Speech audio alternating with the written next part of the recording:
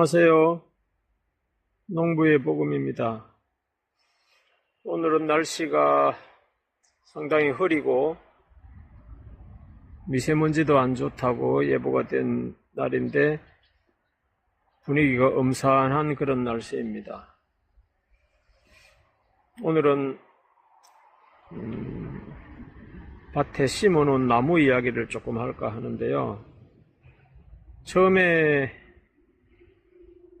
6월달 초에 저희들이 이 밭에 왔을 때는 제가 농사를 한 번도 지어 본 적도 없고 이렇게 해가지고 일이 두려워서 그냥 나무만 심고 말까 하고 생각을 하고 이제 시범적으로 한 5, 60그루의 나무를 구해다가 이렇게 심어 봤거든요.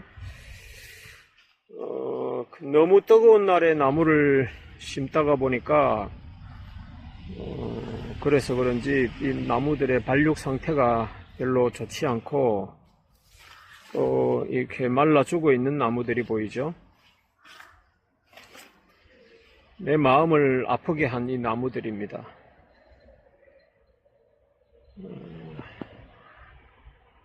그래서 이제는 농사 일이 조금 적응도 되고 할만하다 싶은 생각이 들어서 이 나무를 뽑아 가지고 양옆으로 이렇게 옮겨 심고 이제 여기다가 씨를 심기로 하고 지금 작업을 해 놓은 상태에 있습니다. 옆으로 무화과 나무가 지금 세 그루가 이렇게 보이시죠? 그 외의 밭은 지금 다 개간을 해서 씨를 뿌려 놓은 상태에 있습니다.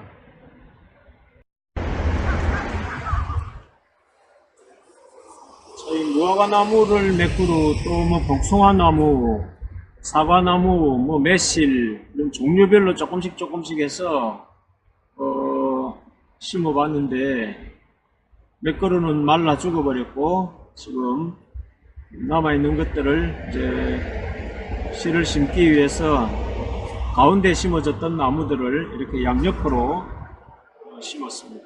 아직 저기는 상치가 심겨져 있는 데가 있어서 저거 다 끝나고 나면 옮겨 심을 생각을 하고 있습니다. 자, 오늘은 무화과 나무 이야기를 조금 할까요? 무화과 나무가 아주 발육이 좋았는데 더운 여름에 심겨지고 또 초보 농부가 관리를 잘 못했음에도 불구하고 무화과 나무는 굉장히 발육이 좋아가지고 나무 가지도 많이 뻗고 열매도 많이 났었는데 옮겨 심는다고 옮겨 심었더니 상당히 가지가 시들어 버렸고 또 가지도 쳐주고 이랬더니 발육 상태가 보기가 좀 흉하게 지금 되어져 있는데 무화과 나무를 심어 보니까 다른 나무에 비해서 아주 발육 상태가 아주 생명력이 강하다는 것을 느꼈습니다. 다른 건 다 비실비실한데 이 무화과 나무는 잎도 얼마나 싱그럽고 열매도 많이 맺히는지 무화과 나무가 굉장히 생명력이 강하구나 하는 것을 느낄 수가 있었습니다. 성경에는 무화과 나무하고 인연이 많지요. 기록에 무화과 나무에 대한 기록이 많습니다. 또 예수님의 행적에서도 무화과 나무에 대한 기록들이 여러 차례 나오는 것을 볼 수 있습니다. 단지 여러 차례만 나오는 게 아니라 아주 의미심장한 이야기들로 많이 등장하고 있는 것을 볼 수가 있는데 오늘은 무화과 나무 이야기를 조금 하도록 하겠습니다. 무화과 그냥 습관적으로 무화과 나무 이렇게 말을 했는데 그 의미를 알고 보면 참 재밌는 나무가 아닌가 싶네요. 무화라는 말은 꽃이 없다 이런 뜻이에요. 꽃이 없는 나무라는 뜻으로 무화과라고 이렇게 이름을 부르고 있는데 꽃이 사실은 없는 게 아니고 꽃이 안으로 피어가지고 안에서 암술수술들이 만나가지고 열매가 맺혀버리기 때문에 밖에서 볼 때는 꽃이 안 보이니까 꽃이 없는 걸로 이렇게 생각하는데 사실은 꽃이 없는 게 아닙니다.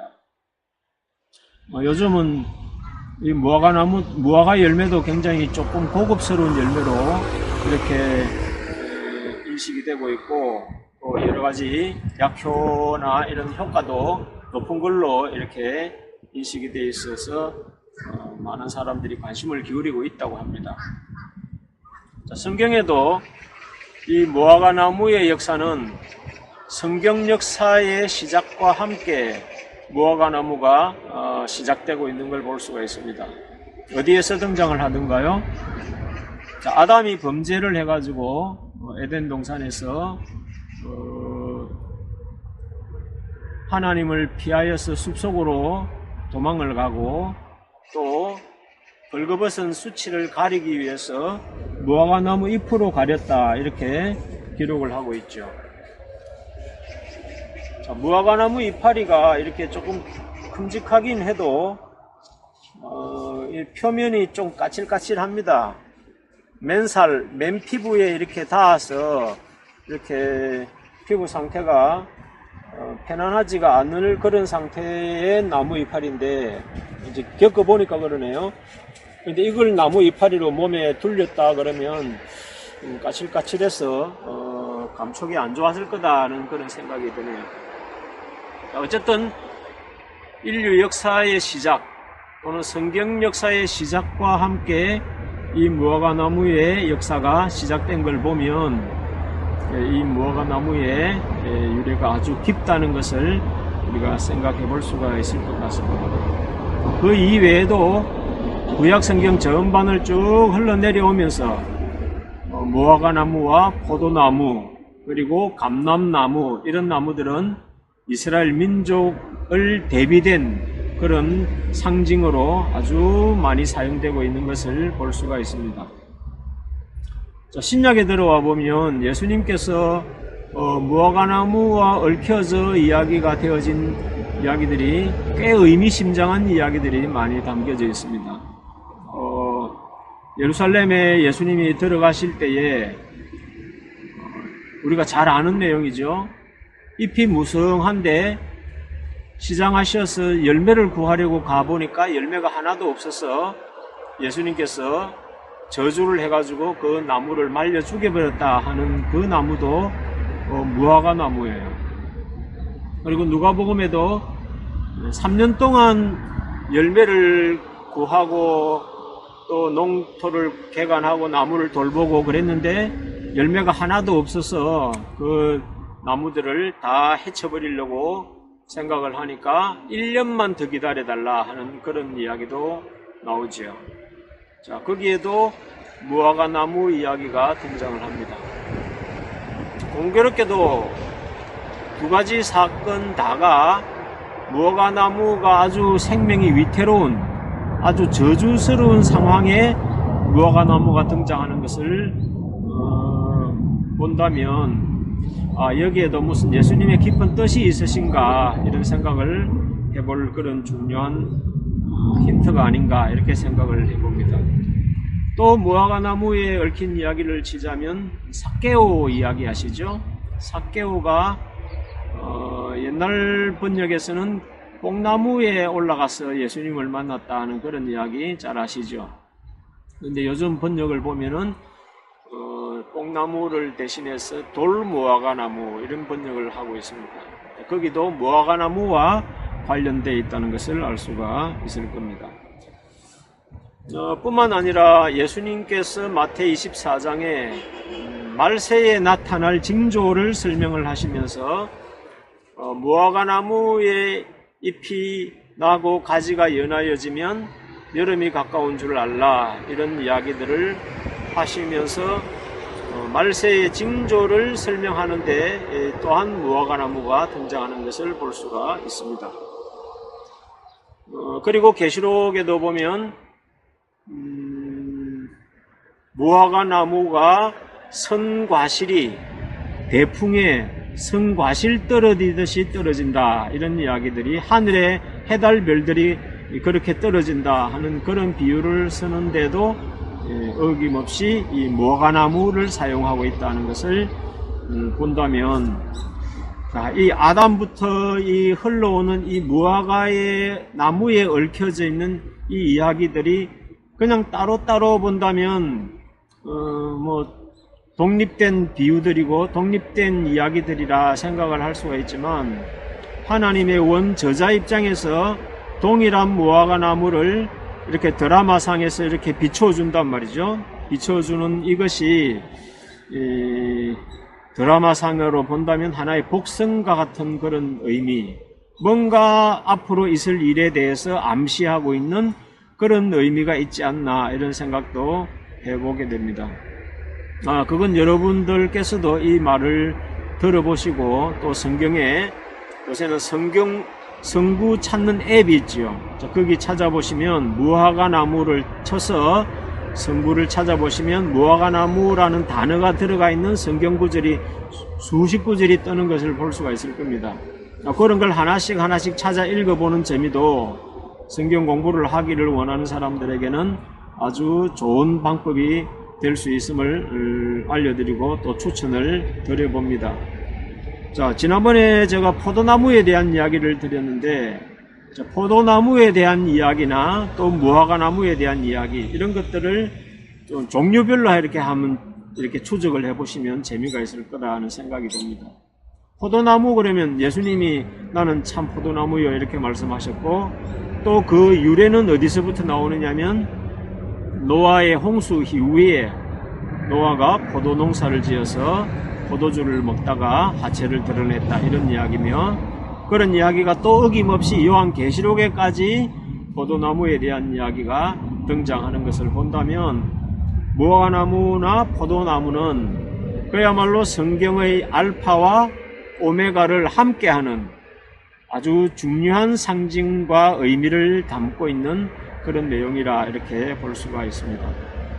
지난 시간에는 포도가 참 포도를 심었는데 덜 포도를 맺어서 하나님이 그 포도원에 재앙을 내리시고 가시와 엉겅퀴를 나게 하시고 울타리를 다 걷어먹힘을 당케 하시고 또 하늘을 명하여 구름을 명하여 비를 내리지 아니했다, 이런 이야기가 등장했는데, 또 이 무화과나무도 어김없이 또 예수님의 행적에서도 아주 저주스러운 모습으로 이렇게 등장을 하는 것이 우연일까?